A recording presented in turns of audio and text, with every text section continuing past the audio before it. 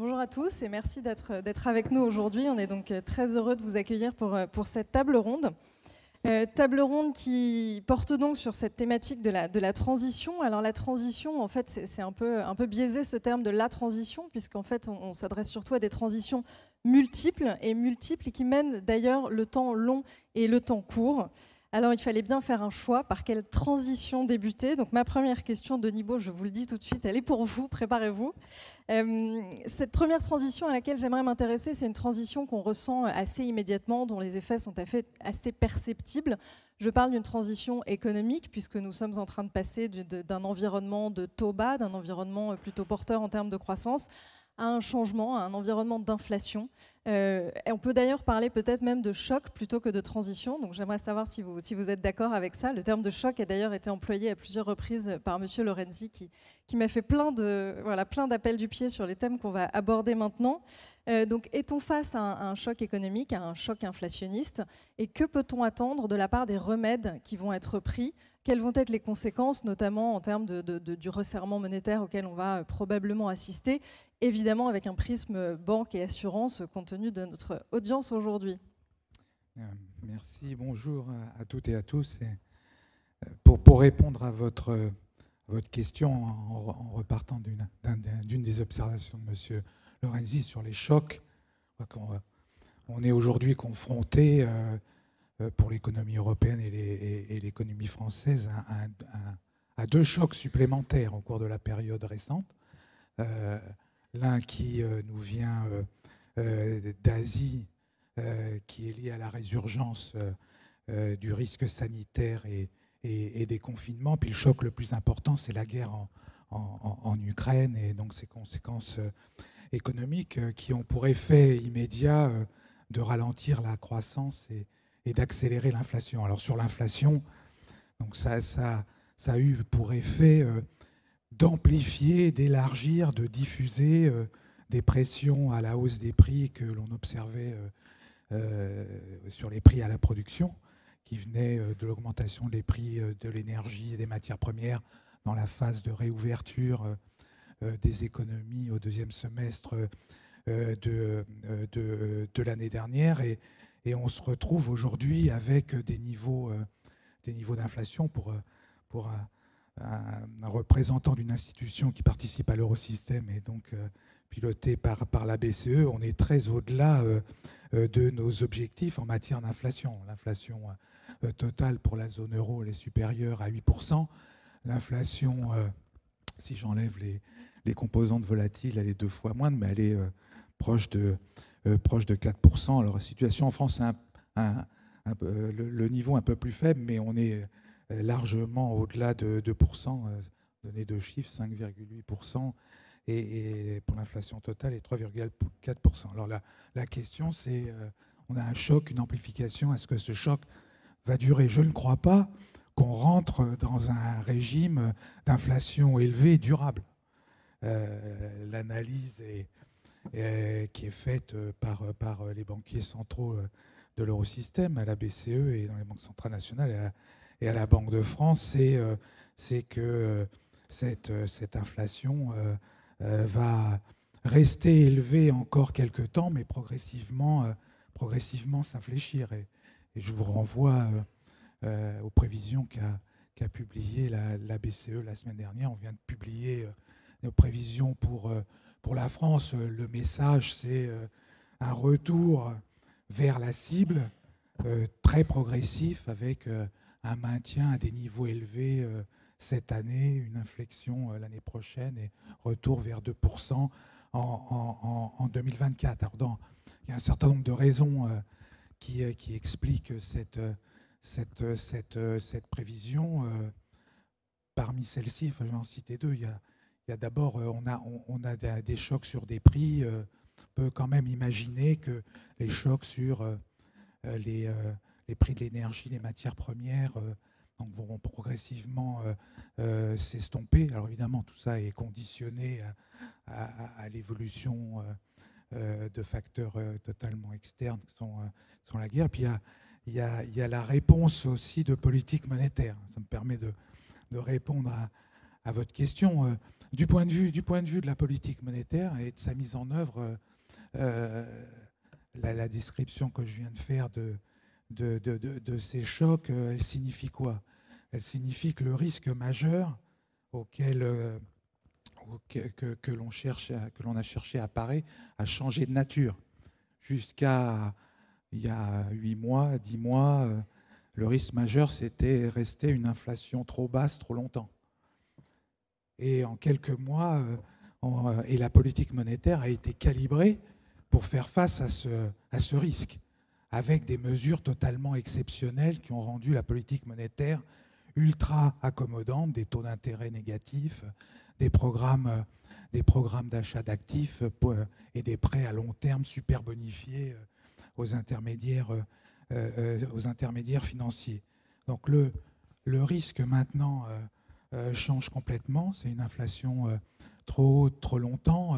La première réaction de politique monétaire, c'est de normaliser, et on utilise précisément ce terme, c'est-à-dire de démanteler les mesures ultra accommodantes pour revenir vers une orientation neutre de la politique monétaire. Et le Conseil des gouverneurs de la BCE a pris un certain nombre de décisions qui marquent les premières étapes vers cette normalisation, avec l'arrêt des programmes d'achat, des achats nets, le stock est maintenu, et puis l'annonce d'une remontée des taux directeurs, avec une première remontée annoncée en juillet, et puis une deuxième hausse d'au moins 25 points de base en septembre, et une orientation consistant à dire que, sous réserve de l'évolution de l'économie, on va aller de façon progressive mais soutenue vers le taux neutre. Donc ça a une conséquence.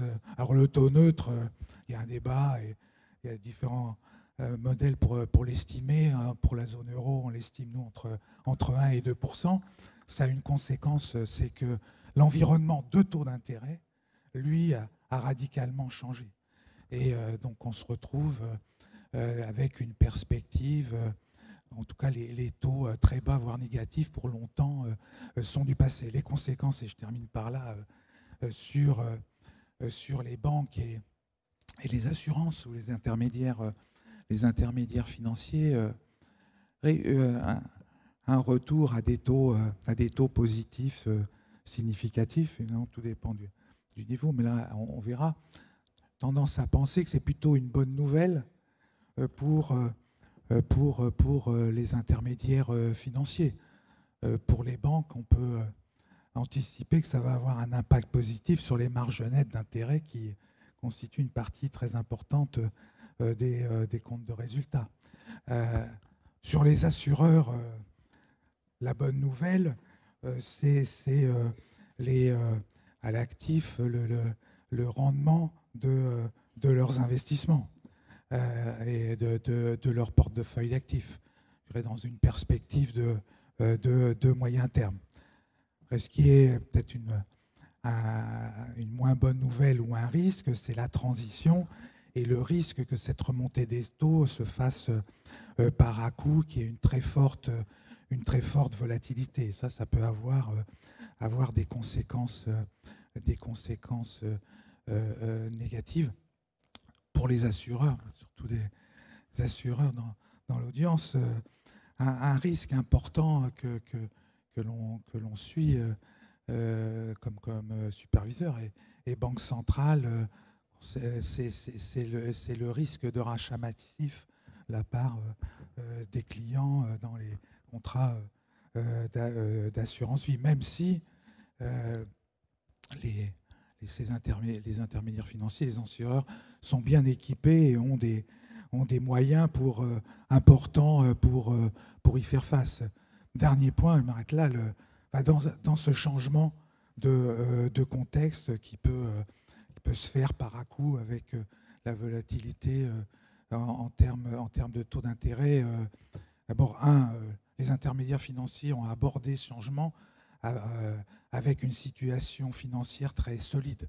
Et ça, c'est le résultat et les fruits des efforts qui ont été faits après la grande crise financière collective en termes de régulation puis d'action de la part des intermédiaires. Et face aux chocs qui sont en train de se déployer, les banques comme les assurances disposent de capacités d'absorption très significatives. Merci beaucoup pour ce premier tour d'horizon. Alors avant d'aller prendre justement la température du côté des assureurs avec M. Kessler, je voudrais faire un détour avec Engie, Mme Claire Vézande, pour interroger une autre transition qui occupe nos politiques et notre économie, qui est évidemment la transition climatique. Alors là, pour le coup, on est sur un temps beaucoup plus long. On a un objectif, par exemple, de neutralité carbone qui est à 2050. Comment est-ce que vous travaillez sur ce temps long? Comment est-ce que vous parvenez à faire des prévisions aujourd'hui? Comment est-ce que vous cartographiez aussi ces risques de transition? Alors bonjour à tous. D'abord, très heureuse d'être là. Je me dis que je partage avec vous, un certain nombre d'entre vous en tout cas, le fait d'être passé par les bancs de l'ENSAE, même si je confesse ne pas avoir suivi la formation d'actuaire. Voilà, personne n'est tout à fait parfait. Alors, évidemment, quand on réfléchit aux risques sur le système, sur l'économie, on peut se dire que la transition écologique, la transition énergétique est évidemment un aspect important à prendre en compte. Pour une entreprise qui est une entreprise du secteur énergétique, comme la mienne, comme Engie, c'est à vrai dire avant tout une opportunité. On parlait des formidables besoins d'investissement. Ce sont à la fois les énergies décarbonées d'une part et d'autre part les solutions de décarbonation, tout ce qui va permettre aux entreprises, aux collectivités locales de réduire leur empreinte carbone. C'est ce qu'on a mis au cœur des cibles d'investissement de l'entreprise qu'est Engie. Alors, une fois qu'on a dit ça, la transition énergétique, c'est quand même quelque chose qui est compliqué à prévoir. Et donc, la première chose que je voulais partager avec vous, c'est que c'est un domaine dans lequel on ne fait pas de prévision. On n'est pas dans de la politique monétaire dans laquelle on se dit on fait une prévision pour l'économie de la zone euro à 1 an, 2 ans, 3 ans. Et on a une politique de taux d'intérêt qui permet de ramener l'inflation au niveau satisfaisant. En matière de transition énergétique, on fait plutôt des scénarios, ce qui est assez différent. Différents scénarios auxquels nous réfléchissons en tant qu'entreprise énergétique pour essayer de se fixer les idées sur de quelle manière l'économie, en particulier, alors Engie est une entreprise mondiale, le Brésil est par exemple la deuxième géographie, mais si on regarde, si on se concentre sur l'économie européenne, l'économie française, qui sont celles sur lesquelles on fait le plus de scénarios, à vrai dire, la question qu'on se pose, c'est de quelle manière l'économie européenne, de quelle manière l'économie française va arriver à cette neutralité carbone. Et en fait, c'est une question qui est extraordinairement difficile. Alors d'abord, une chose à prendre en compte, quand nous réfléchissons à ces scénarios, nous avons la conviction, et je crois que la crise en Ukraine et les questions de pouvoir d'achat en ce moment ne font que le démontrer de manière éclatante, nous avons la conviction que nos sociétés, pour réussir cette transition énergétique, vont devoir réussir à la faire de la manière la moins coûteuse possible. Cette transition énergétique, elle doit être sûre, on doit arriver à l'objectif de neutralité carbone. Elle doit être sûre aussi parce qu'on ne peut pas se retrouver avec des problèmes de sécurité d'approvisionnement au cours de ce chemin. Et c'est un sujet qui est d'actualité. Je crois que la Première ministre a tout à l'heure en déplacement pour parler de sujets de sécurité d'approvisionnement dans le secteur énergétique. C'est un sujet d'actualité. Et troisième chose, il faut qu'elle soit au meilleur coût parce qu'on voit bien que le coût de la transition, c'est un prélèvement sur le reste de l'économie et donc il faut veiller à ce que ça reste abordable pour les ménages, pour les entreprises. In fine, ce sont les personnes qui payent. Et j'ajoute, et on y reviendra, je pense, tout à l'heure, il faut évidemment qu'elle soit non seulement acceptable, mais appropriée. Je crois que c'est une dimension importante de la transition. Alors, on réfléchit à différents scénarios qui permettent d'arriver à l'objectif, qui permettent aussi de le faire au meilleur coût. Et ce qui est très difficile dans cet exercice, c'est qu'au fond, il y a une partie de choses dont on sait qu'on ne les sait pas. C'est-à-dire que nous raisonnons à technologie pas inchangée, mais avec l'ensemble des technologies qui sont aujourd'hui matures ou pour lesquelles on voit un chemin de maturité. Technologies aujourd'hui matures, le photovoltaïque, l'éolien sont des technologies extrêmement matures. Les prix du photovoltaïque ont baissé de 80% en 15 ans, ceux de l'éolien ont baissé de 40%. Il y a des nouveaux chantiers comme l'éolien en mer très prometteurs en termes de régularité des vents. Tout ça sont des technologies au fond assez matures. L'éolien en mer un peu moins, mais le reste est extrêmement mature. Il y a des technologies qui sont beaucoup moins matures. Je pense en particulier à la question de l'hydrogène vert.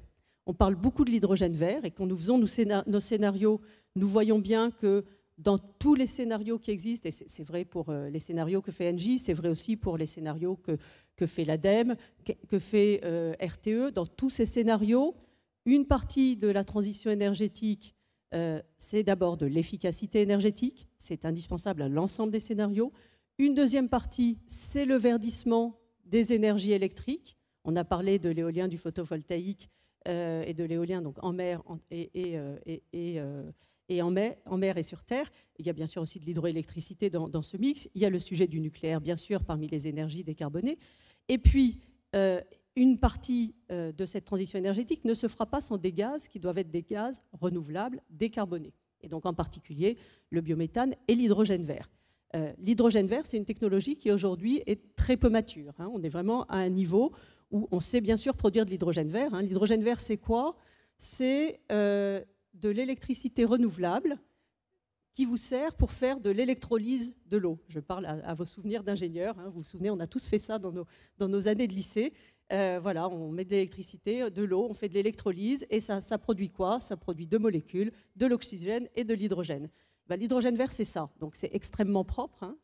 C'est de l'énergie renouvelable, de l'eau et ça produit de l'hydrogène vert. Simplement, aujourd'hui, c'est beaucoup plus coûteux de faire de l'hydrogène vert que de faire de l'hydrogène à partir d'hydrocarbures. Voilà. Donc, on est typiquement dans un domaine dans lequel les technologies doivent maturer, les coûts doivent baisser. C'est vrai de l'hydrogène vert, c'est vrai des technologies de stockage qui peuvent être des game changers totaux demain.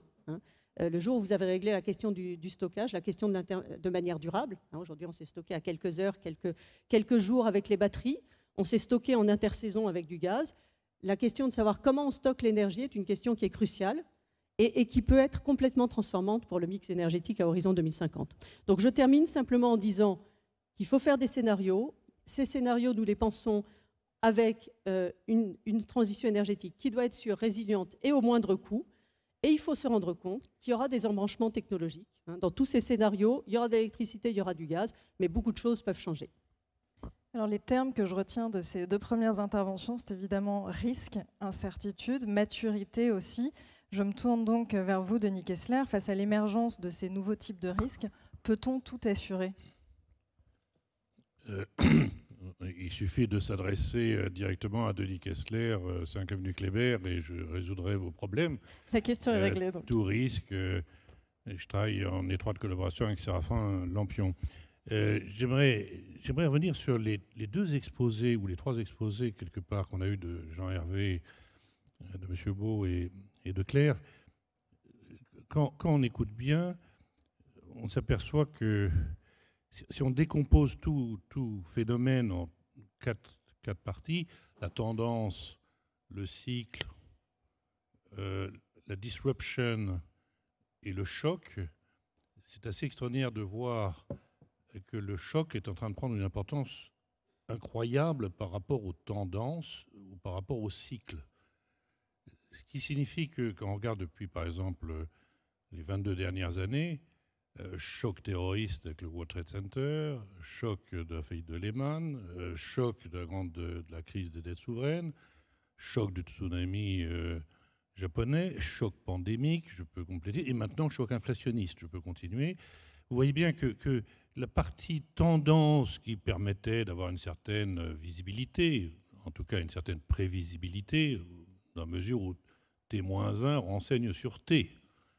Le cycle permet d'avoir une connaissance, cycle du logement, peu importe.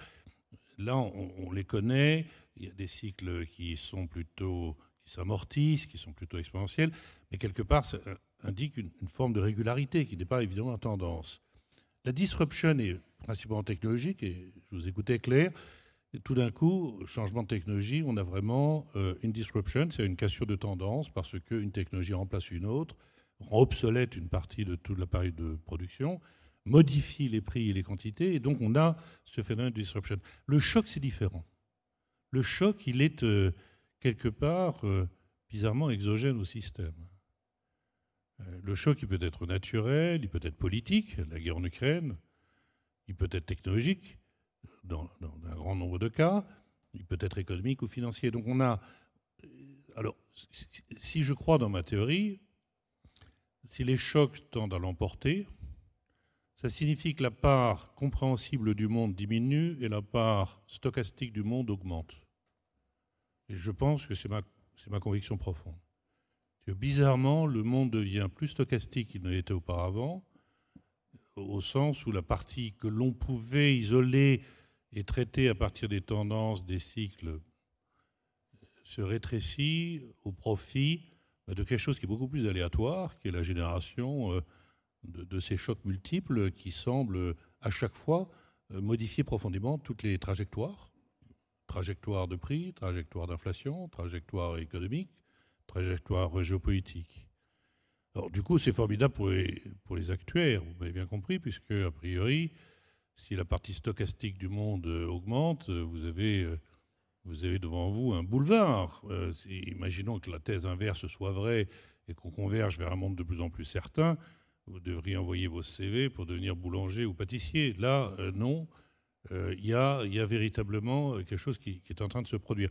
Je ne veux pas expliquer pourquoi, évidemment, les phénomènes d'interaction jouent un rôle très important actuel. Les chocs sont amplifiés parce que le monde est devenu village, parce que la globalisation a fait qu'une perte d'exploitation ici se transmet là, qu'une pandémie, qui est le choc global par excellence, eh bien, ne connaît pas les frontières. Et donc les chocs sont amplifiés dans un monde qui a été globalisé, et on paye sans doute l'amplification des chocs. Enfin, plus exactement, l'amplification des chocs est, à mon avis, une des conséquences du fait qu'effectivement les interactions sont de plus en plus nombreuses, dans tous les domaines d'ailleurs. Le risque systémique, qui est quelque chose qui est apparu dans le langage il y a seulement une quinzaine d'années, exprime bien systémique qu'il va au-delà du risque d'un pays ou d'un phénomène donné géolocalisé. Il devient systémique, toutes les banques, toutes les sociétés d'assurance, que sais-je encore. Alors, le seul problème, c'est que sur les chocs, on n'est pas très bon. On n'est pas bon. On n'est pas bon. On n'est pas bon, il faut le dire. On n'est pas bon dans les prévisions des chocs. Le monde a été surpris par le World Trade Center de manière absolument incroyable. Ça fait dérailler toutes les économies pendant 10 ans. Je le maintiens. Politique monétaire de M. Greenspan, qui a sans doute contribué à la grande crise financière. La prévision des chocs est quelque chose qui est un domaine extrêmement compliqué. Mais surtout, le traiter d'un point de vue actuariel, et j'ai toujours dit à mes amis actuaires, consacrez-vous à ça, vous aboutissez à des scénarios. C'est pour ça que j'écoutais attentivement Claire, parce qu'effectivement, face au choc, on fait des scénarios. On en fait 1, 2, 3, 4. Et donc, mais le scénario ne résout pas le problème, parce que souvent le scénario est déterministe, si vous me permettez. Le scénario en tant que tel ne peut être que déterministe. On va faire une hypothèse d'augmentation, par exemple, de tel ou tel type de prix, d'émergence de telle technologie. Le scénario lui-même est déterministe, alors que la probabilité de survenance du scénario est probabiliste. Mais la moyenne des scénarios n'est pas le bon scénario. La moyenne des scénarios de guerre, c'est pas de dire qu'il n'y en aura pas une, donc il y a 50% de chances qu'il y en ait. Ça ne marche pas comme ça. Et je trouve qu'on est encore très en retard dans la compréhension et disposer des outils dans un monde qui va être de plus en plus stochastique, marqué par des chocs à répétition. Et si nous ne consacrons pas assez d'intelligence pour essayer de façonner les outils qui permettra d'anticiper un choc inflationniste, je ne prends que les exemples que j'ai entendus, n'est-ce pas ? Plutôt que d'être surpris par son arrivée brutale et essayer après de limiter ses conséquences, si on n'arrive pas à anticiper tous les chocs naturels, technologiques, économiques, financiers, nous allons avoir un monde qui va ressembler à une gigantesque marche aléatoire, secouée, avec les conséquences politiques que l'on connaît, puisque effectivement, l'aversion au risque étant la chose au monde la mieux partagée, dans un monde plus stochastique, les populations qui n'aiment pas le risque seront de plus en plus tentées de se réfugier dans des solutions, entre guillemets, factices, pour les protéger des conséquences de ces chocs. Donc on a une situation, attention, qui auto-entretient une forme de montée du populisme, et ce n'est pas un hasard pour moi que la montée du populisme des années 2010 à 2022 correspondent à cette idée sur laquelle on est en train de perdre une partie du contrôle du monde, perçu comme tel en tout cas, lié à la multiplication de ces chocs où à chaque fois on a l'impression qu'on a beaucoup de mal à les contrôler, à les maîtriser et à faire en sorte qu'ils ne produisent pas tous leurs effets. C'est peut-être un peu désabusé comme propos, mais que voulez-vous? Après, quelles sont les solutions? Je pense que la plupart de ces chocs sont assurables, je le maintiens, mais il y a des conditions d'assurabilité à respecter. Quand le risque est certain, il n'y a pas d'assurance, il faut qu'il y ait un aléa, n'est-ce pas? Et il faut en plus que des conditions de mutualisation soient présentes et que surtout les populations acceptent de payer le prix du risque. Quand je dis les populations, ça peut être les agents économiques, entreprises, ménages ou États, qui doivent évidemment avoir une attitude de risque management très différente de celle qu'ils ont eue dans le passé. Et si on n'arrive pas à anticiper ces désordres, ces chocs, ces ruptures, ces disruptions, je pense qu'effectivement les conséquences économiques, sociales, financières et surtout politiques seront extrêmement difficiles à gérer. L'acceptabilité, effectivement, c'est un point sur lequel on va revenir et sur lequel je voudrais vous interroger tous parce que c'est capital. Mais avant d'y venir, je voudrais qu'on fasse un crochet par la société parce que finalement, vous avez commencé à l'ébaucher, Monsieur Kessler.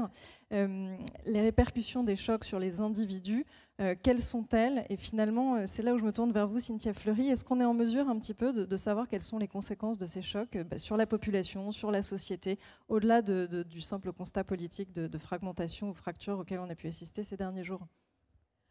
Oui, bonjour à tous. C'est vrai que ça a été déjà bien entamé. On est effectivement dans un monde, si on veut le dire de façon politique, on va rentrer dans une récurrence et une banalisation, c'est déjà le cas, mais ça va être encore plus le cas, des états d'exception, des états d'urgence, des modes dégradés.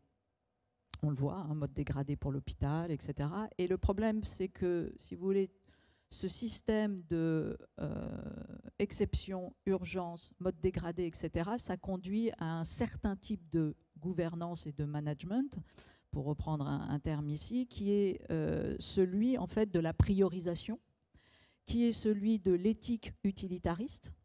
Et l'éthique utilitariste dans un monde moderne, ça fait mal. Parce que, en gros, l'éthique utilitariste, ça vient renforcer des vulnérabilités de départ, puisque extérieurement, l'éthique utilitariste, ça va produire du score, voilà, et ça ne va pas s'intéresser à la personne. Ça va produire des grands ensembles, c'est une éthique du grand nombre. Donc c'est une éthique, donc on ne peut pas dire ce n'est pas éthique, mais ce n'est pas du tout l'éthique à laquelle nous sommes habitués et qui nous rassure et qui nous fait du bien. C'est au contraire une éthique du biopouvoir, donc très dure sur le corps humain, on l'a vu, les questions des confinements. Quand on dit confinement pour tous, on oublie que confinement pour tous, si vous voulez, ce n'est pas la même chose à 96 ans, à 3 ans, et que bien évidemment les vulnérabilités qui vont se jouer à ce moment-là, c'est tout sauf juste. Et vous mettez en danger les conditions exploratoires et de développement psychique d'un enfant. Je ne vous dis même pas ce qui est en train de se passer sur les enfants qui ont été stoppés dans leur apprentissage, parce que non, le Zoom à 2 ans, à 3 ans, c'est pas la même chose que le Zoom à 12, à 13, à 14 ou à 19. Et ça, si vous voulez, et bien évidemment, le rapport à l'irréversibilité quand vous avez 96 ans, c'est pas la même chose que la parenthèse plus ou moins longue que vous pouvez faire en télétravail à 40 ans. Bon, donc ça, la réalité, c'est donc une hyperfragmentation et un renforcement des vulnérabilités assez fortes. Alors on pourrait dire que socialement, après tout, quand on vit du trauma, et c'est vrai que c'est assez ambivalent, parce que les grandes expériences traumatiques, elles produisent aussi de la solidarité. Donc, on a à la fois cette ambivalence qui est que, oui, il y a des grands relents d'un nouvel ethos de solidarité, etc., mais en même temps, il y a aussi les stratégies de survie qui sont antinomiques de la solidarité. Et en fait, on voit très bien que dès qu'on fait une pression sur la survie, on fait une pression sur la morale, et on a ce qu'on appelle des effacements de la morale, etc. Et donc, bien évidemment, on va avoir un affectio societatis en berne, des replis, des conduites non résilientes, etc. Alors que c'est bien évidemment contre-productif par rapport... voilà. Donc, On va avoir demain une sursollicitation de la santé mentale, ça c'est très clair. Vous me demandiez, donc très clairement on le voit, hein, et vous avez vu que l'OMS a fait dernièrement une sortie sur « Mon Dieu, la santé mentale, c'est un enjeu considérable », alors que c'était quand même le parent pauvre du côté de l'OMS. Et tout le monde va être... c'est-à-dire qu'on va rentrer dans un monde de ce qu'on appelle la psychodynamique, c'est-à-dire non pas de lecture de pathologie individuelle, parce que voilà, la majorité des uns et des autres, nous ne sommes pas nécessairement fébriles de façon inaugurale, mais dans un environnement à ce point-là stressé, oui, de fait, il y a une porosité entre le sujet et son environnement. Et donc, nécessairement, comme nos milieux sont extrêmement sollicités à tous les niveaux, on va avoir une sursollicitation de la question mentale. Donc, c'est plus de dépression, plus d'addiction, plus de comportements compulsifs, plus de décompensation, plus voilà. Donc ça, alors je vais pas. Donc encore une fois, hein, c'est là où croit le péril, croit aussi ceux qui sauvent. Mais en l'occurrence, voilà, c'est ça quand même le terrain qui se présente et qui n'est comment dire pas si simple. Un dernier point sur le fait, si vous voulez, que le moindre coût, entre guillemets, de la transition, parce que ça, c'est effectivement la théorie que chacun, comment dire, attend, espère. Le problème, c'est que, en fait, dans ce moindre coût, ça dépend pour qui. Donc là, en fait, aussi, on a une problématique démocratique. En fait, c'est pas le moindre coût qui est le même pour tout le monde. Et en fait, ça ne nous aide pas. Pourquoi ? Parce qu'à ce moment-là, vous allez avoir une chose qui s'appelle la catastrophe, et qui était ressentie comme la chose la plus démocratique, ce qui n'est pas vrai, par Ulrich Beck, qui était un grand théoricien du risque systémique, à savoir qu'en gros, on va faire de la régulation par la catastrophe, puisqu'on ne va pas nécessairement s'entendre sur, au fait, c'est quoi le moindre coût de la transition, puisque pour certains, ce sera ceci, pour d'autres, cela. Et donc, ce qui va mettre tout le monde d'accord, c'est d'aller au bout d'un truc beaucoup plus compliqué et hélas, sans doute, de produire encore de la régulation par la catastrophe. Dernier point, on est dans un monde, et ça c'est très très clair, si vous vous mettiez comment dire, sur un ressenti des populations sur tiens, qu'est-ce que nous vivons sur cette risque pandémique, vous revenez sur la grippe espagnole, etc. Fondamentalement, c'est une question qui est liée à la nature. Sous-entendu, c'est une question qui est liée à la fatalité. C'est une question qui est liée au grand hasard, à l'aléa. Ce n'est plus du tout le cas aujourd'hui. Très clairement, la pandémie aujourd'hui, pour la majorité de la population, c'est une question sociopolitique. C'est une question où l'interface avec l'humain est tout sauf neutre. Donc, ce n'est pas ressenti, justement, si vous voulez, cette stratégie. Vous aviez un livre de Naomi Klein qui s'appelait « La stratégie du choc et la stratégie de l'usure ». En fait, on a le sentiment, si vous voulez, que c'est au départ comme ça, de manière intuitive, on pense que c'est très, très comment dire, exhaustif l'un de l'autre, et en fait pas du tout. C'est extraordinairement poreux, et donc aujourd'hui on a cette combinaison d'une stratégie de choc, mais qui est quand même très souvent pas mal artefact. Donc il a été construit, la pandémie c'est une zoonose, donc si vous voulez, elle renvoie à toute une série de choix de société, d'urbanisation, de transformation des habitats naturels, de mise sous stress de populations qui ne devraient pas cohabiter aussi près, etc. Donc c'est pas neutre, c'est pas du hasard, ça se construit de manière sourde par l'usure, et en même temps ça se vit à un moment donné de façon très puissante, très violente, comme si c'était un choc. Donc ça, c'est aussi quelque chose qui va faire que les populations, voilà, elles ne sont pas nécessairement dans une acceptabilité très forte, parce que le point de confiance par rapport à ces chocs et à cette stratégie du choc, il est très très fort. Donc il y a une très grande méfiance. Merci beaucoup. Claire Vaisante, je vous ai vu réagir justement à cette notion de moindre coût. C'est vrai que l'enjeu du coût et du financement de la transition énergétique, il a déjà été mentionné à plusieurs reprises. Qu'est-ce que vous inspire ce que vient de dire Cynthia Fleury, et comment est-ce que de votre côté vous travaillez sur cette question du coût de la transition ? Oui, effectivement, j'ai réagi à la question du moindre coût, parce que je pense que c'est la manière dont Cynthia le posait est une très bonne manière. C'est-à-dire qu'en fait, il y a deux choses.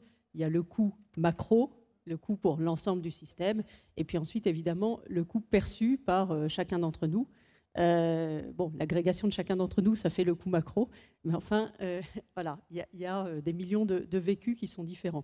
Alors, ça amène, quand on réfléchit à cette question du coût de la transition, le premier réflexe, c'est pour minimiser le coût pour chacun, commençons par minimiser le coût macro.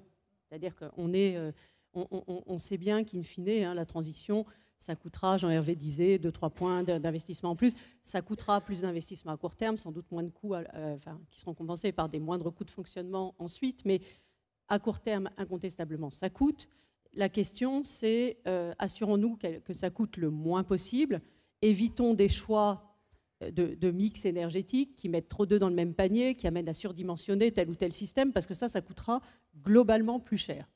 C'est pour ça que tous les scénarios qui regardent les coûts se disent finalement quand on équilibre, quand on électrifie ce qu'on doit électrifier, il y a beaucoup de choses qui doivent être électrifiées, et qu'on garde du gaz pour ce qu'on appelle les hard-to-abate sectors, l'industrie lourde, la mobilité lourde, et bien on se retrouve dans un monde dans lequel on évite des choix macroéconomiques qui se feraient avec un coût implicite du carbone, donc de la pollution, trop élevé. Donc le premier raisonnement, c'est un coût macroéconomique. Et puis ensuite, bien sûr, la question, c'est qu'on ne vit pas de macroéconomie au niveau individuel. On vit de nos perceptions, et ça amène, et la transition, bien sûr, aura spontanément des coûts redistributifs absolument massifs. Et donc ça, évidemment, il faut que les politiques publiques le prennent en compte, avec une idée qui est importante, qui est que quel que soit l'outil utilisé pour guider la transition énergétique, il y a un coût associé. Pourquoi je dis ça? Parce qu'il y a tout un débat, y compris au Parlement européen, au Conseil des ministres de l'Union européenne, sur le système ETS, donc le prix du carbone en Europe. Quel sera le champ du système ETS? Et ce débat prend une nature très politique avec, au fond, qu'est-ce qui est acceptable ou pas pour les ménages.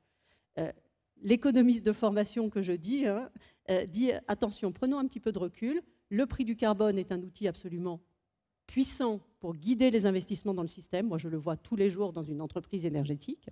Premier point. Deuxième point, évidemment, tout ne se fera pas par le prix.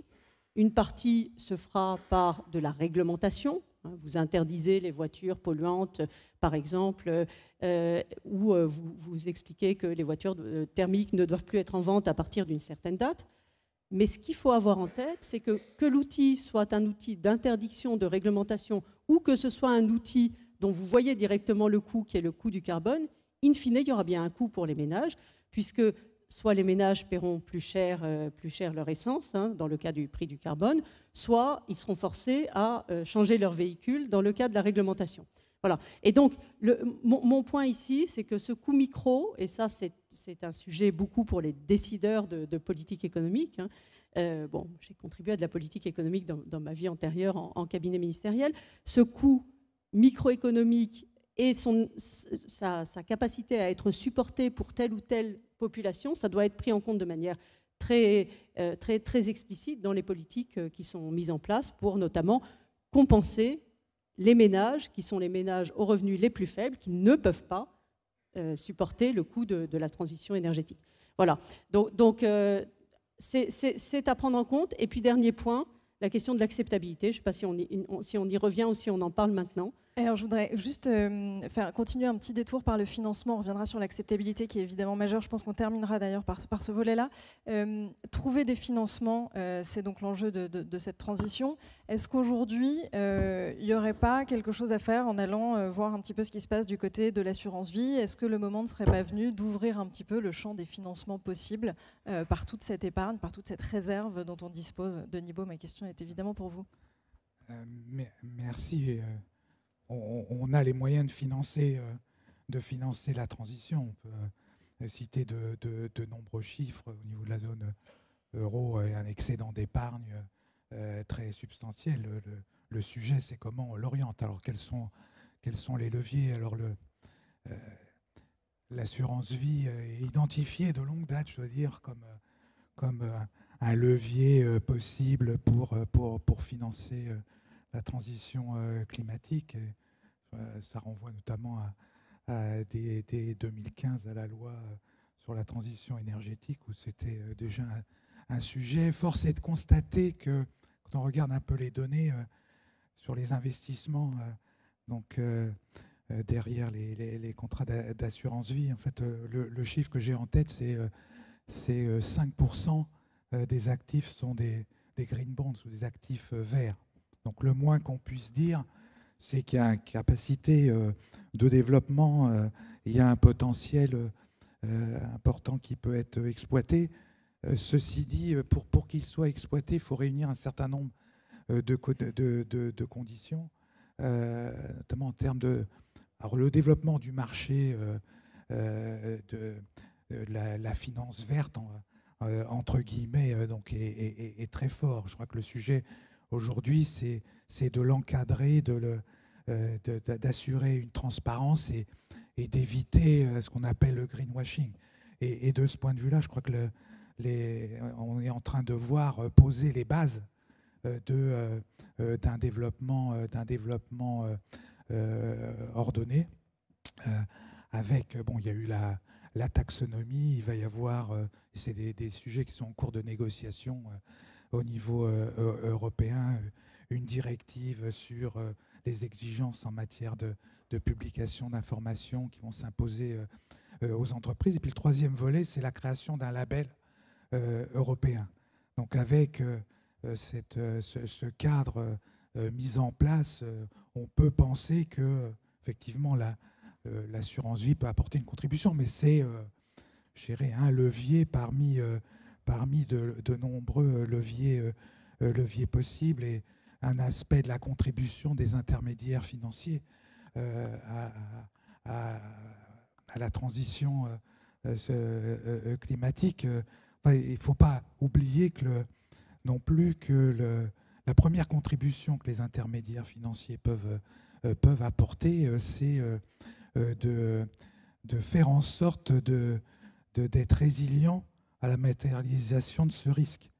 Ce qui veut dire déjà pour eux-mêmes de bien mesurer et gérer leur exposition au risque de ce type de transition. Il y a toute une série, comme superviseurs, d'actions qui ont été engagées pour les accompagner sur ce chemin-là.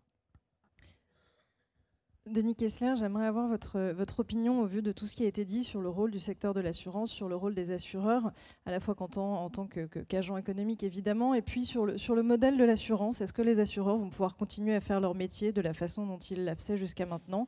Est-ce que la mutualisation des risques va continuer d'être acceptée comme elle l'était?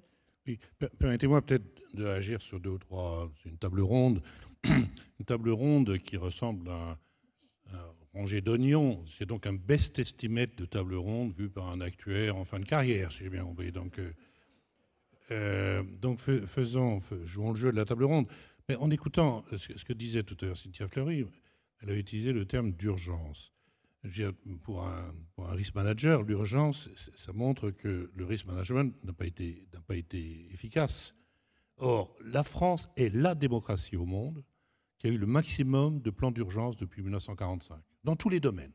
La banlieue, l'éducation primaire, secondaire, technique, la conchiliculture de haute montagne, ça c'est un domaine relativement limité, mais enfin, il va quand même faire quelque chose. L'élevage porcin, ovin, aidez-moi, tout. Et mieux, on a eu 3 plans d'urgence sur les urgences à l'hôpital. Et ça, je trouve que c'est quand même un record, comme quoi les problèmes ne sont pas traités, on le voit, sur la retraite, sur tous les sujets.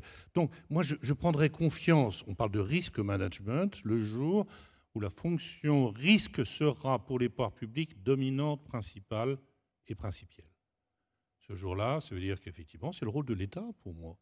Moi, je suis un acteur privé, avec mes contraintes, mais j'ai toujours cru que le rôle de l'État principal était la gestion des risques historiques de guerre, de sécurité. Maintenant, c'est tous les autres risques. Eh bien, il y a une déficience de l'État qui explique une partie, j'allais dire, de la défiance des citoyens qui se trouvent ballottés par des décisions toujours prises au dernier moment, d'urgence, élaborées rapidement, échafaudées, rarement mises en œuvre d'ailleurs, c'est pour ça qu'on les multiplie, les plans d'urgence ou les retraites. C'est très important pour moi, au sens où, dans une société bien gérée, que les assureurs fassent leur boulot, les banques fassent leur boulot, que l'État fasse son boulot, et les vaches seront bien gardées. Et il n'y aura pas donc de plan de relance de l'élevage bovin. Il y a un problème que je n'arrive pas à figurer. Tous les économistes sont d'accord pour la taxe carbone. Quand je dis tous les économies, c'est le seul domaine où keynésiens, néoclassiques, monétaristes, néo-régulationnistes, même Jean-Hervé Lorenzi, c'est pour vous dire la diversité des points de vue, sont d'accord pour la taxe carbone et le moyen qui permet d'internaliser les choix ab initio des entreprises dans leurs choix énergétiques. C'est la seule mesure qui n'est pas prise. Expliquez-moi. Expliquez-moi. Mais on va se tourner vers les assureurs pour leur dire, on vous prévient tout de suite, il va falloir mettre davantage d'investissements dans les green bonds, etc. Mais évidemment qu'on va le faire. Mais là, c'est déjà second par rapport à l'obligation principale. Dans les choix microéconomiques de production, donc d'utilisation de l'énergie, il faut taxer la tonne carbone. Il faudra faire jouer le montant de cette taxe, et elle sera socialement acceptable dès lors que les produits de cette taxe sont utilisés entièrement et uniquement pour le financement de la transition énergétique. À mon avis, là, il y a un deal qui est possible de faire, puisqu'on cherche des deals actuels à tous les niveaux. En voilà, à mon avis, qui pourrait avoir du sens. Mais on ne s'oriente pas là-dessus. Non, on va multiplier les réglementations, les machins, les exhortations. Commençons toujours par l'essentiel. Enfin, dernier point, je trouve que la meilleure manière de préparer l'avenir, y compris la transition énergétique, c'est que l'État déjà mette de l'ordre dans ses finances publiques. Parce que je considère, pour ma part, c'est très difficile de voir le niveau du déficit et dire le lendemain, préparer les 200 prochaines années. Pour moi, c'est le même problème. Et donc, un État vertueux en matière de finances publiques peut donner des leçons de vertu à tous les autres agents économiques qui vont évidemment... Donc, je suis totalement pour la transition énergétique, aucun point. Oui, il y aura une contribution des acteurs économiques, financiers notamment, bien entendu, mais quelque part, si on cherche vraiment un grand dessein national ou européen, je pense qu'il faut aller infiniment plus loin et donner ce signe fort de la taxation du carbone. Alors, en ce qui concerne l'assurance, je dis toujours la même chose. Qu'est-ce qui va se passer? On a des désordres liés au réchauffement climatique de plus en plus patents. Ils sont patents. On en a exemple quand c'est pas la sécheresse et l'inondation, quand c'est pas l'inondation, c'est les feux de forêt, quand c'est pas les feux de forêt, c'est les tempêtes, quand c'est pas les tempêtes, c'est les typhons, quand c'est pas les typhons, c'est les ouragans, j'en passe, les derecho, les hurricanes maintenant, bref. Donc on le voit. Qu'est-ce qui va se passer?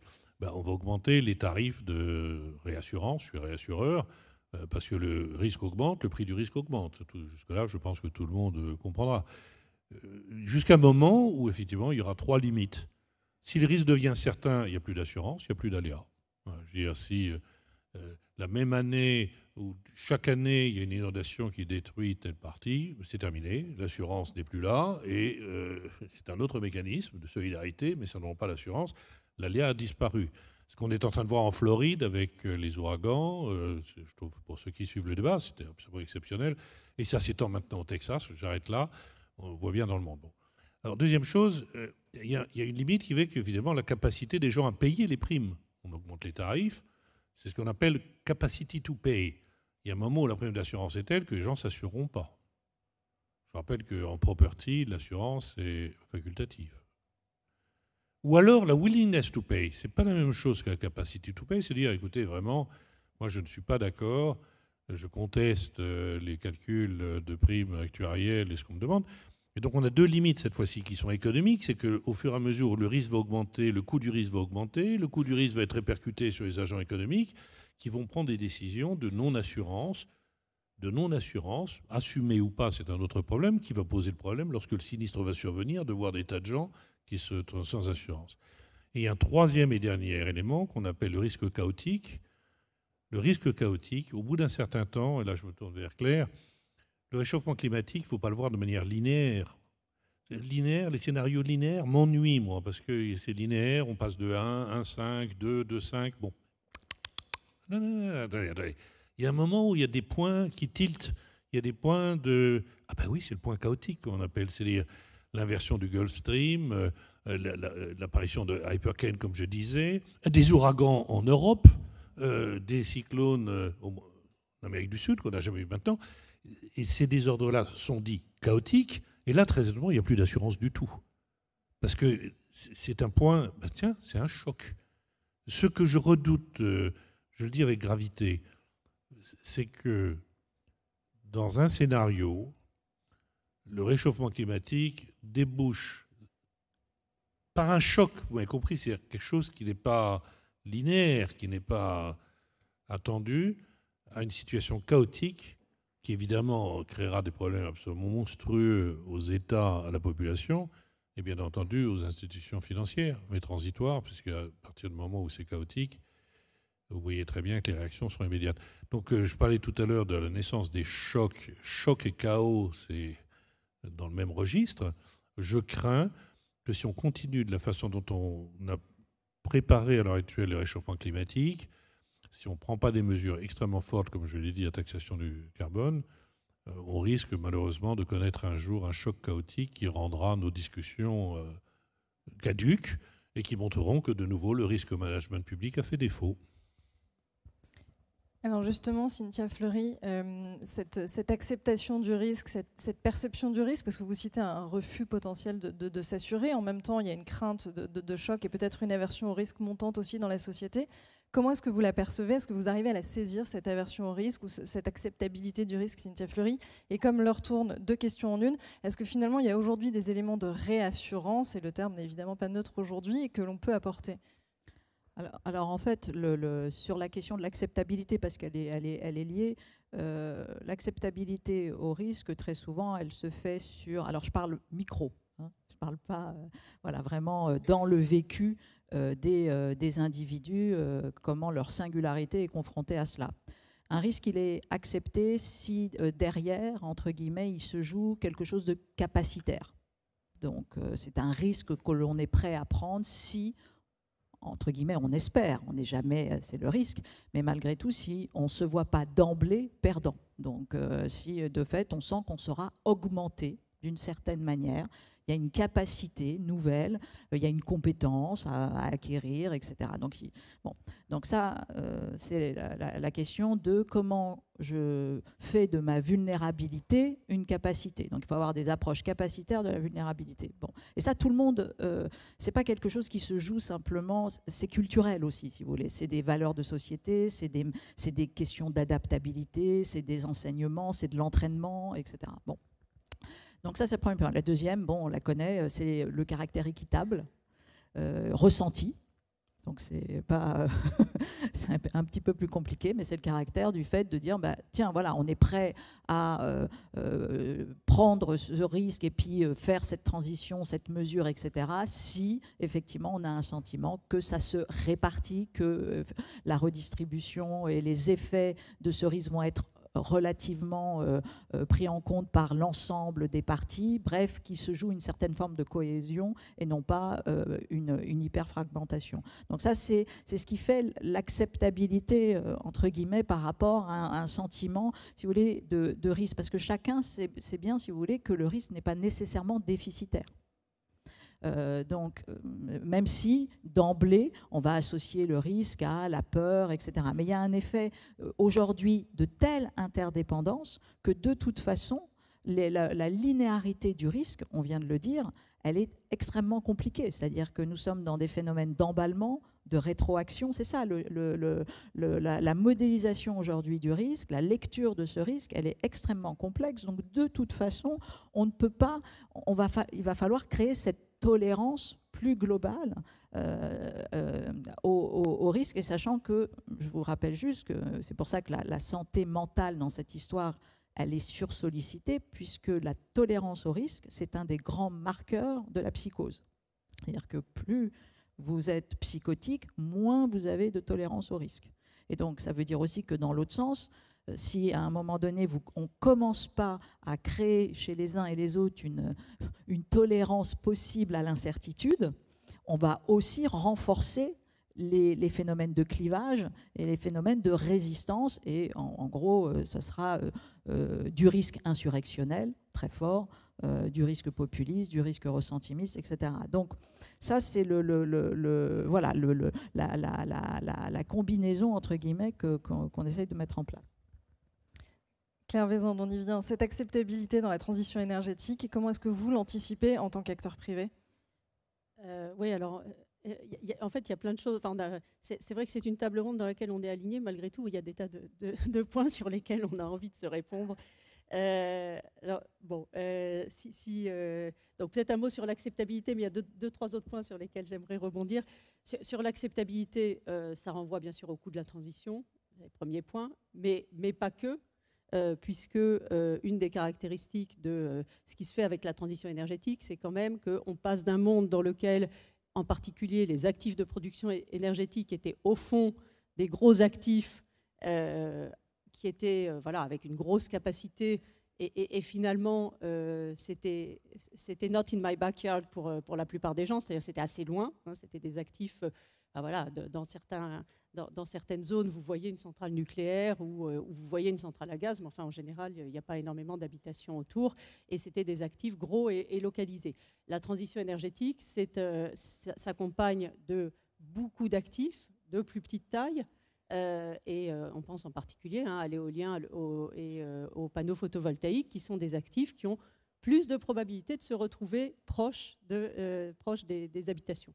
Donc il y a bien sûr un sujet d'acceptabilité, je disais d'appropriation. C'est-à-dire que nous, la manière dont on y réfléchit, et il y a des exemples où ça se passe très bien et dans lesquels on voit des collectivités locales s'emparer de ces projets qui sont des projets de transformation, d'atteinte de la neutralité carbone de la collectivité locale qui se font avec des moyens de production renouvelables sur le territoire de la collectivité. Il y a des cas où ça se passe très bien. On essaye de s'inspirer de ces cas où ça se passe très bien pour réussir à le faire de manière plus large. On a développé, dans cette réflexion, on a développé un label avec le Bureau Veritas, qui est un label qui prend en compte plusieurs dimensions et en particulier la manière dont les populations sont associées, la manière dont nos responsables sont formés aussi pour cette interaction, le respect évidemment durable de l'environnement. Et on a la conviction, là encore, basée sur des moments où ça se passe bien, qu'on peut embarquer les populations. Il y a des outils qui sont parfois très efficaces, comme le crowdfunding. Alors ça complique un tout petit peu les montages financiers, parce que la vérité c'est qu'on n'en a pas besoin pour financer, mais en même temps quand on fait monter une population à bord, y compris de manière financière, c'est une bonne manière de l'aider à s'approprier l'actif renouvelable qui est sur son territoire. En tout cas c'est un vrai sujet, notamment pour l'éolien, je pense qu'il n'y a pas besoin de le préciser dans cette salle, avec certains grands élus qui s'expriment contre. Un mot simplement pour dire que je parlais de scénarios tout à l'heure, ce qui ne veut pas dire qu'ils sont linéaires, mais je parlais de scénarios tout à l'heure. Tous les scénarios de transition énergétique sont des scénarios dans lesquels il va falloir accroître de manière rapide dans les prochaines années les moyens de production des renouvelables électriques, photovoltaïques et éoliens. Alors, je parlais de l'éolien en mer. L'éolien en mer peut être dans une large mesure une solution dans la mesure où c'est moins directement dans le jardin des uns et des autres. Ce sont par ailleurs des éoliennes qui ont des régimes de vent qui sont plus favorables puisque le vent souffle de manière plus régulière en mer. Ils sont à 15-20 km des côtes. Donc vous voyez des petits mâts d'allumettes avec quelque chose qui tourne autour. Personnellement, je n'ai jamais trouvé qu'une éolienne c'était laid, encore moins quand elle est à 15-20 km, mais ça suscite des débats, et ça suscite des débats avec les populations locales, les pêcheurs souvent en l'occurrence. Voilà, il va bien falloir réussir à dépasser ces oppositions et la France n'est pas très bonne pour le faire. Un mot quand même pour dire que nous nous sommes collectivement glorifiés il y a 15 jours, je crois, du fait que le premier champ d'éolien en mer était sorti de terre.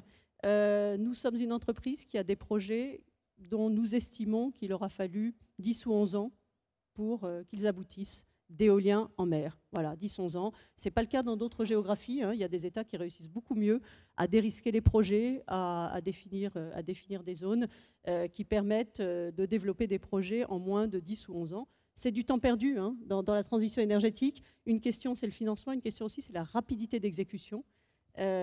Si on met 10-11 ans à développer chaque projet d'éolien en mer, on va juste pas y arriver. Voilà. Et puis peut-être un mot pour dire que, en effet, la taxe carbone, bien sûr, c'est un outil très puissant. Et là, je rejoins vraiment ce que dit Denis. Alors, Il y a quelques mouvements un peu encourageants, les accords qui sont en train de se dessiner au Parlement européen sur l'extension du champ de la taxe carbone et sur le mécanisme d'ajustement aux frontières qui permettra du coup aux industriels en Europe de supporter un plus fort prix du carbone sans avoir de désavantages comparatifs est un pas encourageant. Mais évidemment, en France en particulier, on a été très brûlés par les bonnets rouges puis les gilets jaunes qui montrent l'importance des aspects microéconomiques d'une mesure de politique publique comme celle-là. Alors, je vais me permettre de grignoter un peu sur le temps de la pause café. J'aimerais vous laisser l'opportunité à chacun de conclure assez librement, justement, et de pouvoir rebondir comme vous le souhaitez sur les propos des uns des autres. Pas trop longuement quand même, parce que j'aimerais bien qu'on ait le temps de prendre des questions de l'audience aussi, si on peut. Denis Baud, je vous laisse commencer, et puis on terminera ici. Deux commentaires ou deux rebonds. D'abord sur l'importance du temps dans la problématique acceptabilité coût. D'un point de vue macroéconomique, on a documenté très largement que plus on reporte la transition et plus le coût en termes de PIB est élevé, il double rapidement. Donc ça, c'est un point important. L'autre commentaire que je voulais faire en rebond, ce qu'a dit notamment Denis Kessler, c'est si on va vers on observe la multiplication des chocs externes, enfin, du point de vue de la stabilité financière et du superviseur, et donc de mon point de vue, c'est extrêmement difficile d'anticiper, de prévenir les chocs. Je dois dire que tout l'effort porte sur la capacité du système à les absorber. Et la priorité en matière de régulation et de supervision, elle est quand même mise sur ce volet-là. Ça ne suffit pas, et plus on arrive à anticiper, mieux c'est, mais l'expérience montre que c'est extrêmement difficile. En tout cas, comme superviseur ou banque centrale, on met l'effort sur l'accompagnement dans l'absorption des chocs. Oui, alors peut-être un mot sur effectivement la question des chocs, puisque vous êtes une population intéressée tout particulièrement par les chocs. Pour dire deux choses, quand on est une entreprise qui investit dans la transition énergétique, on est obligé, en tout cas nous en avons la conviction, de pouvoir réfléchir à ce qui peut disrupter nos scénarios, évidemment. Et donc ça, on le fait du point de vue des technos, par exemple, des technologies, avec un conseil scientifique qui est là pour nous challenger et pour nous aider à réfléchir à qu'est-ce qui peut faire dérailler nos scénarios. Et puis on le fait aussi quand on regarde la résilience de nos actifs à la transition énergétique, au changement climatique, pas à la transition énergétique, au changement climatique, puisque le changement climatique, par nature, c'est effectivement deux choses. C'est une tendance, il y aura un réchauffement. Nous, on a une trajectoire well below 2 degrés, mais voilà, on sait bien que la planète aujourd'hui a une trajectoire d'augmentation des températures qui est supérieure. Donc il y aura une augmentation en moyenne, et puis il y aura des phénomènes de choc, de catastrophes climatiques, de sécheresse, d'ouragans, enfin tout un tas de phénomènes météorologiques qui seront plus fréquents, plus graves que précédemment. Et donc, ce sont évidemment aussi des éléments que nous intégrons quand nous réfléchissons à où nous construisons nos actifs, puisqu'on prend en compte la résilience de nos actifs, non seulement à une tendance qui change, mais aussi à des chocs dont la nature va changer. Oui, deux points, un négatif et puis un point positif. Le point négatif, alors, mais qui est une réalité et qu'on a un peu laissé de côté, c'est que dans tout ce monde de l'action, il y a aussi le monde du discours, c'est-à-dire le monde des médias, et en gros, on va rentrer dans un monde de risques informationnels très compliqué. Et ça va quand même être important, puisque les démocraties, elles se régulent par un rapport serein, ou en tout cas équilibré, vous l'appelez comme vous voulez, ou sain, ou critique à l'information. C'est-à-dire vraiment, c'est le caractère, l'eau potable d'une démocratie, c'est la qualité de l'information. Bon, or, on rentre dans un monde où les informations, la malinformation, les deepfakes, vont se sophistiquer. Et bien évidemment, un des gros territoires de désinformation, c'est tout ce qui concerne la transition énergétique, la question de la science, le rapport au progrès problématique, etc., etc. Et derrière, bien évidemment, les instrumentalisations.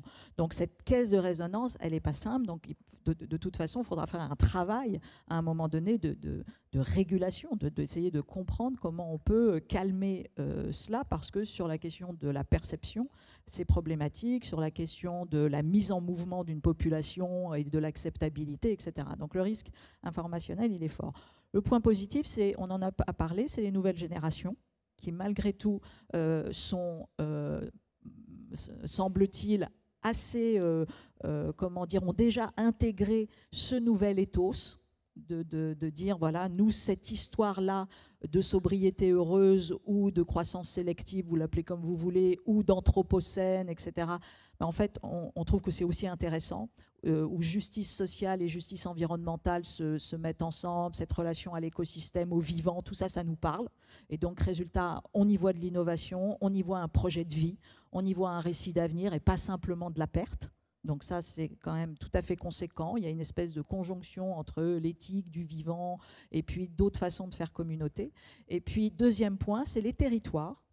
Parce que oui, on a quantité de petites insularités en France et ailleurs, mais notamment en France, de territoires qui se sont saisis, encore une fois, avec des collectifs plus vertueux, qui disent, mais oui, ça c'est un projet de société, c'est un projet, encore une fois, de territoire, et à ce moment-là, on voit très clairement des effets vertueux de transformation, et qui, encore une fois, considèrent que c'est un commencement. C'est pas l'avenir, c'est le pire, mais au contraire, ce sont des projets de communautés résilientes et qui ont envie, voilà, il n'y a pas que les communautés survivalistes, hein, je rassure tout le monde, il y a aussi celles qui non mais il faut le dire parce qu'il y en a aussi un petit peu, donc on ne va pas se mentir, mais face à ça, il y a des communautés qui au contraire considèrent qu'il se joue là un rapport très bénéfique pour leur propre épanouissement personnel et collectif.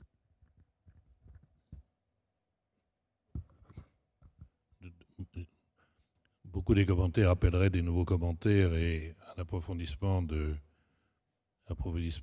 ces réflexions que je partage et je trouve très stimulantes.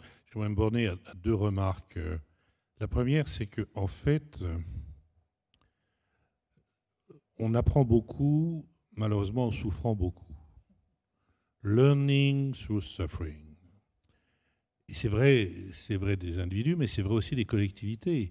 Et je m'aperçois, alors dans le domaine financier, après les grands chocs comme la grande crise financière, 3 ans d'exubérance réglementaire, de mise en place de nouvelles dispositions, de changement des règles de solvabilité.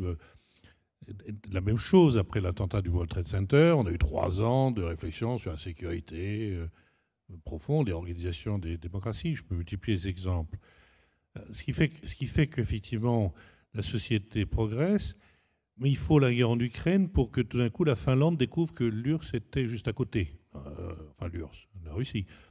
Bizarre, ils auraient pu s'en apercevoir avant, à mon avis, mais toute séance tenante toque à la porte de l'OTAN. Oui, j'arrête là. Tous les exemples montrent qu'en cas de choc, tout d'un coup, l'aftershock, je ne sais pas si ça se dit ça, l'aftershock, j'en sais rien, enfin l'aftershock est un truc dans lequel il y a une espèce d'exubérance, d'émulation, d'ailleurs entre les pays, entre les États, entre les institutions, pour dire voilà les solutions qu'il aurait fallu mettre en œuvre ou qu'il faut mettre en œuvre d'art pour essayer de trouver la solution pour que plus jamais ça, je ne sais pas comment dire.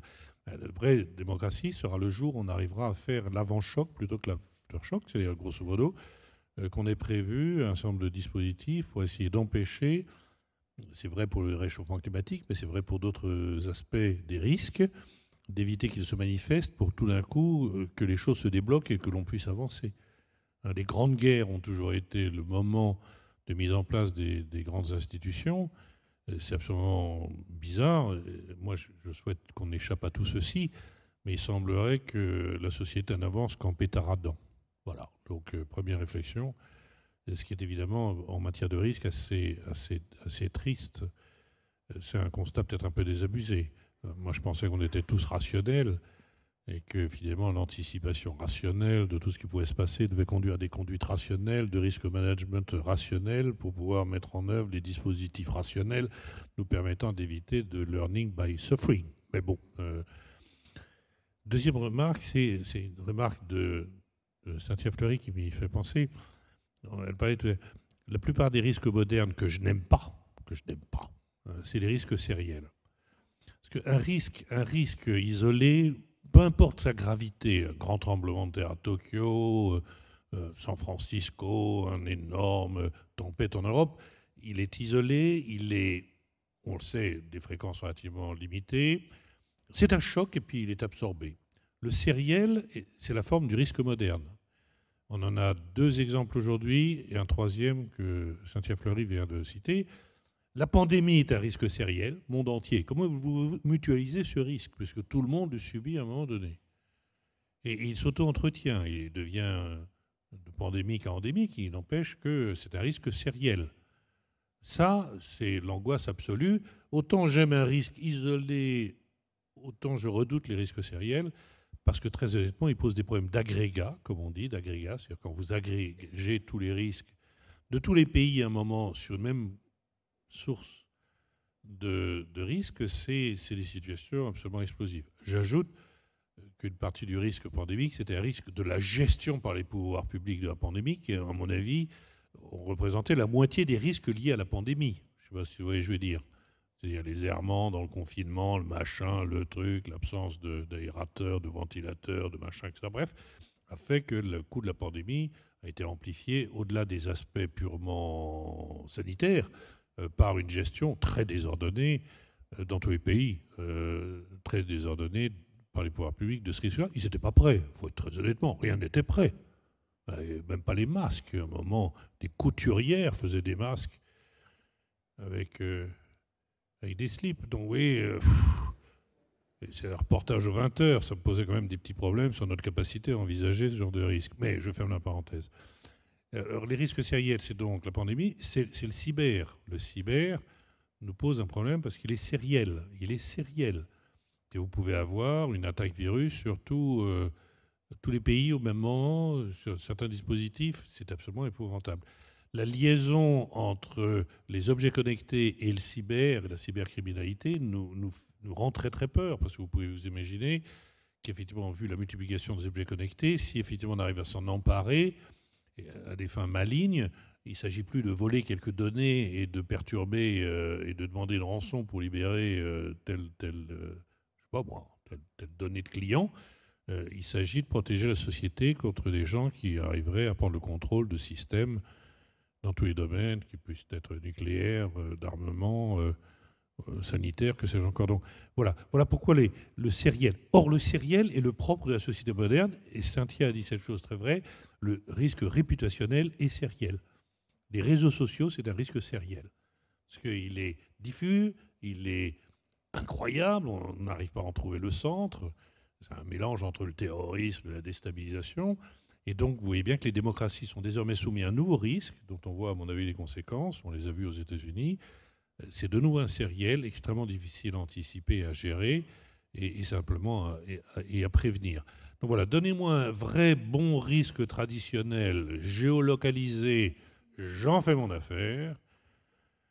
Amenez-moi des risques sériels, mal maîtrisés, globaux, mal calibrés, et dans lesquels il est impossible de faire des scénarios, très honnêtement, je passe mon chemin. Un très grand merci à tous les 4 pour vos interventions.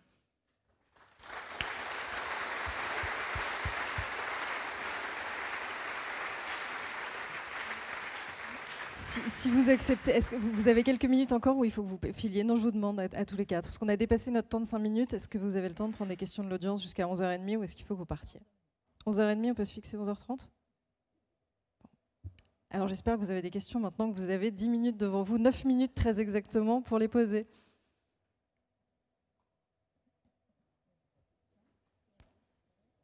Il y a des micros qui circulent si vous le souhaitez. Oui, monsieur. Est-ce qu'on peut apporter un micro au monsieur? Sinon, je suis sûre que nous vous entendrons d'ici et je pourrai relayer à voix haute.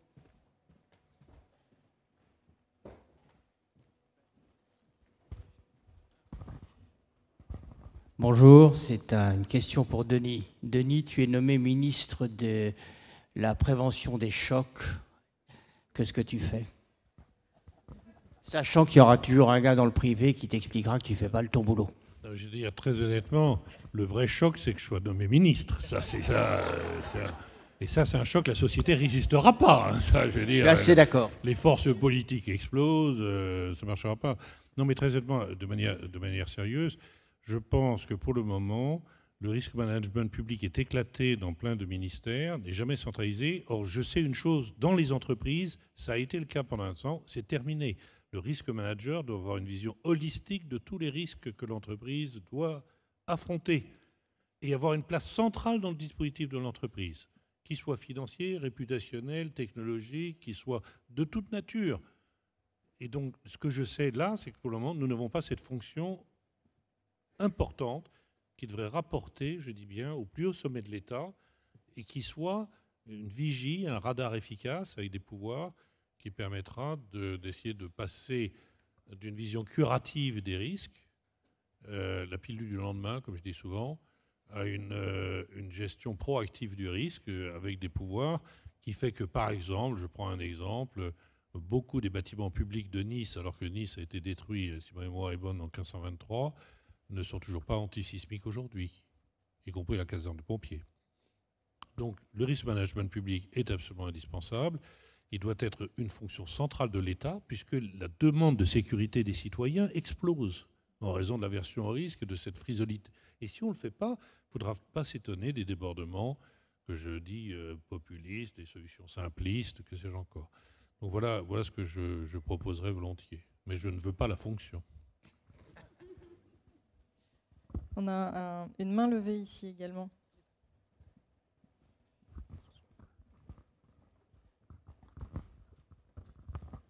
Oui, bonjour. Merci pour ces exposés. En fait, je reprends le titre de la table ronde en forme de best estimate linéaire, qui était éclairer l'avenir dans un monde en transition. Et en fait, en vous écoutant, on a le sentiment que vous ne partagez pas la même vision sur... finalement, le mot transition est un mot doux, c'est-à-dire que c'est une façon de passer d'un état à un autre.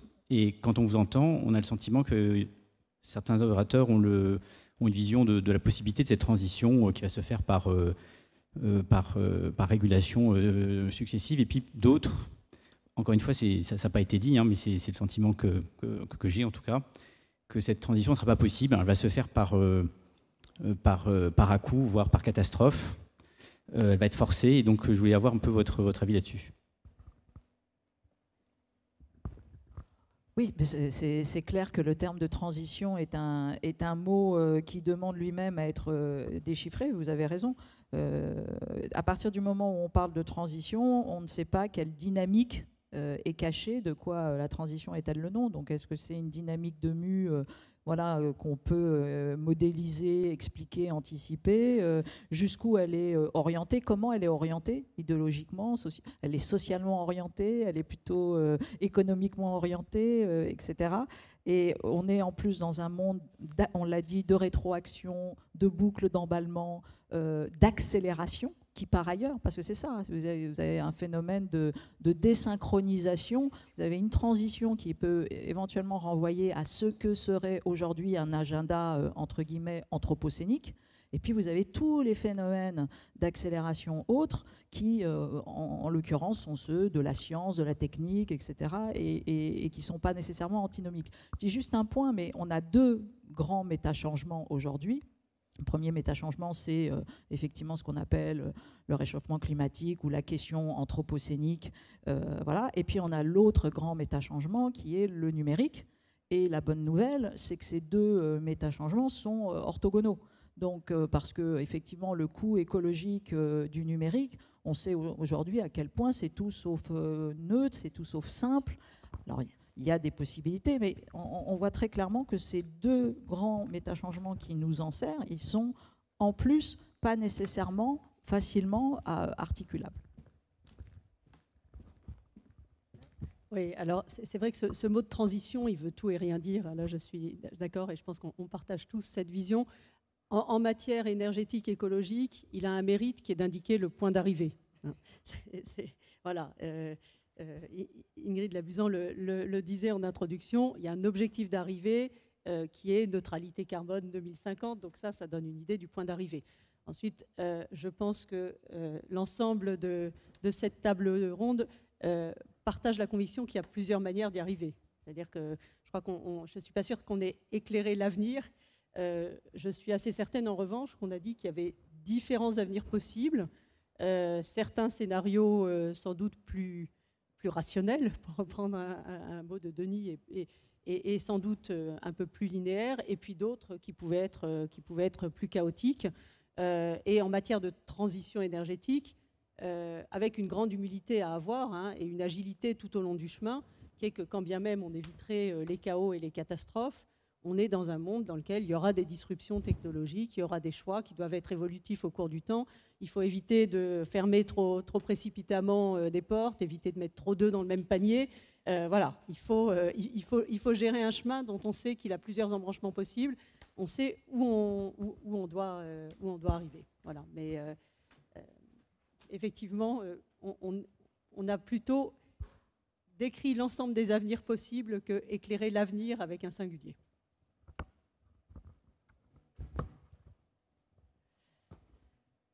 Merci beaucoup. On va s'arrêter là pour tenir le timing promis. Merci d'être resté quelques minutes supplémentaires avec nous.